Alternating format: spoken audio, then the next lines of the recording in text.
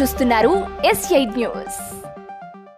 నాగర్ కర్నూలు జిల్లా బిజినేపల్లి మండల కేంద్రంలో బహుజన్ రిపబ్లికన్ సోషలిస్ట్ పార్టీ ఆధ్వర్యంలో Nagarkurnool parliament in charge Narige Narender MPDO గారికి వినతి పత్రం ఇచ్చారు.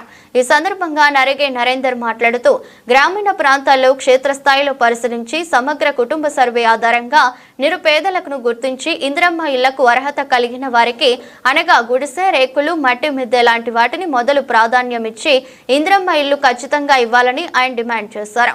గత టీఆర్ఎస్ ప్రభుత్వంలో 10 సంవత్సరాల పేద ప్రజల జీవితాలలో ఆడుకున్నారని, కనీసం పేదవాడికి నివాసం ఉండటానికి ఇల్లు ఇవ్వలేకపోయారు. వివిధ పథకాల పేరుతో పేద ప్రజలను అనునిత్యం మోసం చేశారు. ఇప్పుడు కొత్తగా వచ్చిన కాంగ్రెస్ గవర్నమెంట్ పేదలపై దయ ఉంచి చిత్తశుద్ధితో నియోజకవర్గానికి 3500 ఇళ్ల చొప్పున ఇస్తామని హామీ ఇచ్చారు.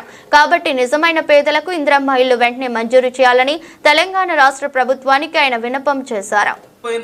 కానీ దాన్ని చూసి పరామర్శించడానికి పోయినరు కానీ పేదవాడికి కనీసం ఉండనికే ఇల్లు ఇవ్వలేదు పోయిన గవర్నమెంట్.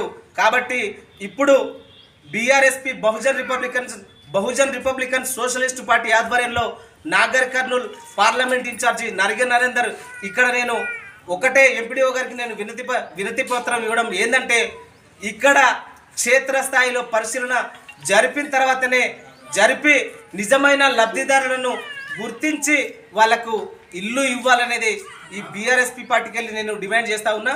మరి అదేవిధంగా ఇక్కడ ఎంతోమంది ఈ బిజినేపల్లి మండలంలో 35 గ్రామ పంచాయతీలలో ఎంతోమంది పేదవాళ్ళు ఉన్నారు.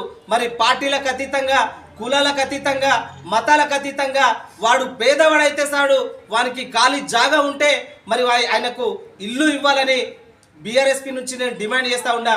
అదేవిధంగా మరి జెండాలు మరి ఇలా కార్యకర్తలకు ఇస్తామని మరి పార్టీ వాళ్ళు అంటున్నారు. కాబట్టి నేను ఈ బిజినేపల్లి మండల కేంద్రం నుంచి జిల్లా కలెక్టర్ గారికి నేను వినతి పత్రం ఒకటే విన్నపం తెలియజేస్తున్నా.